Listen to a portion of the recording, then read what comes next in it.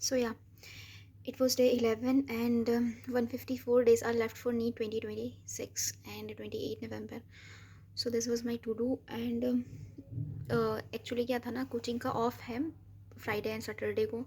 सो उसके बेसिस पे मैंने बहुत सारी चीज़ें लिख ली थी एंड मोस्टली इसमें चीज़ें यही थी कि मुझे लेक्चर्स करने थे यूट्यूब से जो, और फिर वो बड़े बड़े लेक्चर्स रहते हैं तो फिर हो नहीं पाते हैं. कोचिंग जाओ तो कोचिंग के साथ में नहीं हो पाते वो, फिर उसमें बहुत टाइम जाता है. सो आई थॉट कि लेक्चर्स कर लूँगी मैं, जितने लेक्चर्स हो पाएंगे उतने, और फिर जो रिविज़न वगैरह होता है वो डेली हो जाता है, लेक्चर्स नहीं हो पाते. मेन चीज़ यही है.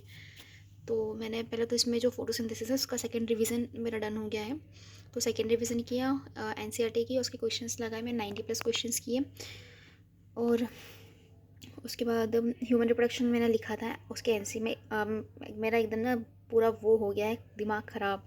सो इसलिए मैंने ना कुछ टिक नहीं किया है. सो या मैं नॉर्मली बता दूँगी क्या क्या किया है. तो ह्यूमन रिप्रोडक्शन की मैंने एनसीईआरटी थोड़ी पढ़ी थी, मैंने मेल रिप्रोडक्टिव पार्ट कंप्लीट किया और फिर मेरा मन नहीं हुआ तो फिर मैंने नहीं किया. और ये वो ऑलरेडी एग्जांपल्स, ये कुछ नहीं किया आज मैंने. हाइड्रोकार्बन मैंने स्टार्टिंग का किया था, अल्कोहल भी मैंने स्टार्ट किया था, उसको थोड़ा किया मैंने और फिर नहीं किया. थर्मोडायनेमिक्स का लेक्चर हो गया कंप्लीट, अमित सर का था, 4.5 घंटे का था, तो वो कंप्लीट किया मैंने. और उसके क्वेश्चंस तो अभी नहीं लगाए मैंने, मतलब जो मेरे पास 1 मिनट, आई हैव दिस, इस सागर बरजातिया सर थे उनके नोट्स है. तो ये मैंने 11th क्लास में बनाए थे, तो यही मैं अब रिवाइज़ कर रही हूँ. यहीं से लेक्चर तो हो गया है, यहीं से अब रिवाइज़ कर रही हूँ और इसमें जो जो क्वेश्चंस है वो करते जा रही हूँ. एक्चुअली मैं बहुत अच्छे से सर ने नोट्स बनवाए हैं और क्वेश्चंस भी अच्छे हैं इसमें. तो ये कर लूँगी, उसके बाद फिर जो कोचिंग से शीट मिली है वो कर लूँगी. तो that's I think enough for this.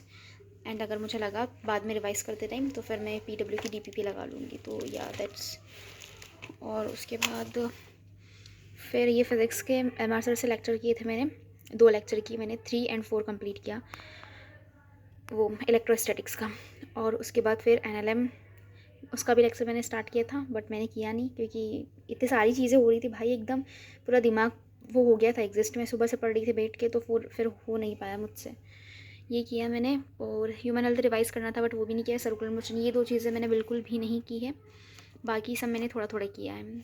और या ये मेन चीज़ ये है कि इसका लेक्चर कंप्लीट हो गया जो कि 4.5 घंटे का था, तो वो चीज़ मेरे लिए बहुत अच्छी है. और ये 2 लेक्चर्स भाई 2.5 घंटे के लेक्चर्स थे, 2.5 आवर के, तो बहुत ज़्यादा उन सब चीज़ों में टाइम चले गया. एंड थोड़ा बहुत मैंने वेस्ट भी किया है टाइम, अगर मेरे उससे बताओ तो.